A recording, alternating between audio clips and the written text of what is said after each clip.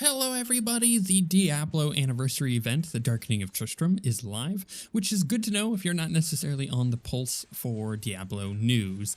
And this event is a limited time thing that you can get rewards out of for doing it, such as like portrait frames and a pet and, cool stuff like that.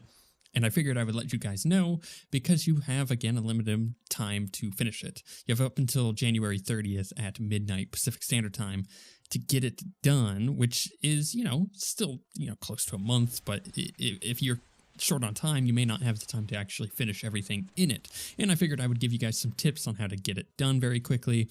But what is this event if you don't know? It's just essentially a dungeon that's celebrating Diablo, as in the first game, and the anniversary of that game. It's a dungeon that you go through that is very much similar to the original Diablo. You get to the end, you kill Diablo. You even fight some things along the way that are similar, like the old butcher, and you can get some really cool portrait frames and a pet and stuff like that through doing it. Also a transmog and a legendary gem, which is okay. It's a legendary gem that actually goes into your helm, which gets you a transmog, which is cool, but it's not one of those things that is necessarily a very good gem to use. It's just kind of a cool little thing if you're going to level up. So that said, how do you get this event done? How do you get some of the stuff done as quickly as possible without necessarily having to worry too much about overlap with doing the event and wasting your time? First things first, if you want the butcher pet, which is just a little non-combat pet, it's not going to do anything for you except go pick up gold, which is actually quite a bit. It's kind of convenient. You'll have to play through the event with a level 1 character. So you essentially, you go make a level 1 character, you set it to adventure mode, you go to the old ruins, which is kind of like where old Tristram used to be, and you take the portal that's in the middle of town there. It'll take you to the event, you'll notice, because all of the graphics go glorious retro vision, which is pretty cool. But then once you're there, you just play through it from level 1 all the way through to kill Diablo, and you have to do it solo, which is unfortunate. I think you should be allowed to do it with friends, but I understand why you have to do it solo. It's, again, to kind of celebrate the fact that Diablo 1 was a single player game and you're kind of having to play through this event as if you're playing Diablo 1. Cool idea and all, but I think that you should be allowed to play it as multiplayer. Either way, you get to go through solo, and once you kill Diablo, that will finish that achievement. You get, as long as you do it from level 1, you will get the really cool pet, which is, again, not going to do much except go pick up gold for you, but it is a limited time thing. You won't be able to get it the rest of the year. Outside of that, once you kill Diablo, you will get the soul stone, so that will be the helm, the legendary transmog and gem that you can use for whatever character to unlock on your account for that region.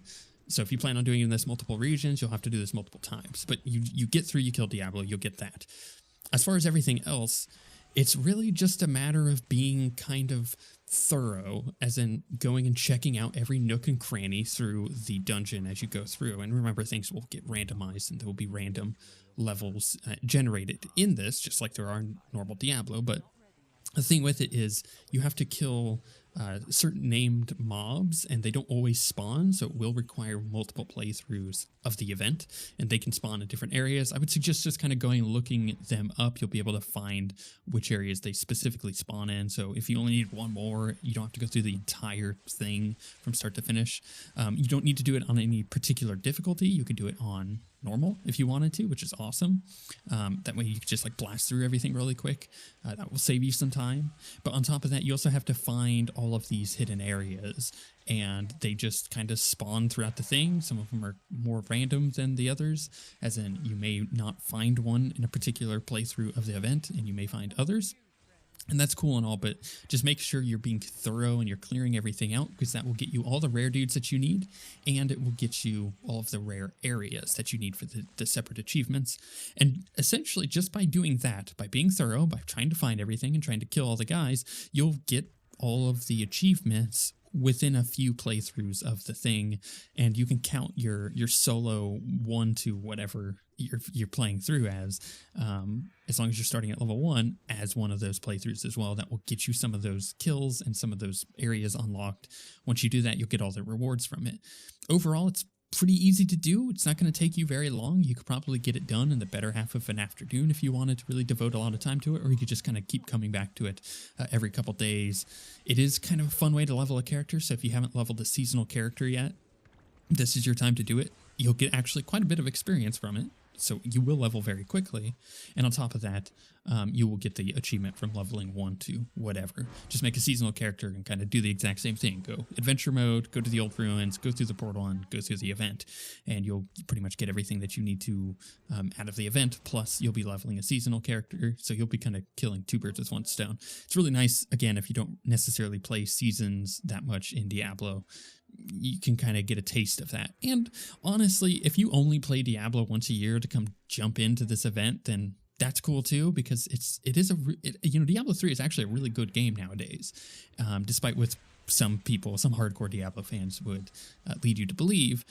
And it is just a lot of fun to jump in and, play the season and maybe do the event. I would highly suggest jumping in there and getting the event done before the end of the month, though, because you'll regret it if you decide to jump into Diablo later on in the year and you're kind of missing out on some of the rewards that other people have that you might find cool, like some certain transmogs from the Black Soul Stone, which, again, is a legendary gem, which is kind of cool.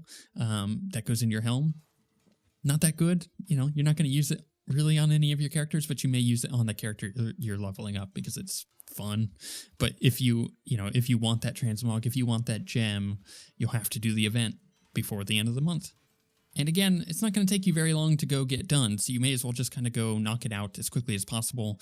And again, you don't need to really do it on any particular difficulty. You could just go do it on normal if you don't want to kind of have to worry about dying or getting gear or anything like that. Then again, if you do kind of want to gear up a character, if you want to do seasonal stuff, then you may as well kind of bump up the difficulty a bit and just have fun with it, actually play the game, which is kind of fun because some of these enemies do hit quite hard. Be warned. Don't try doing this with a hardcore character. You might actually be surprised by how much more difficult some of these enemies are compared to the rest of the enemies in the game on like normal Torment 13, for example.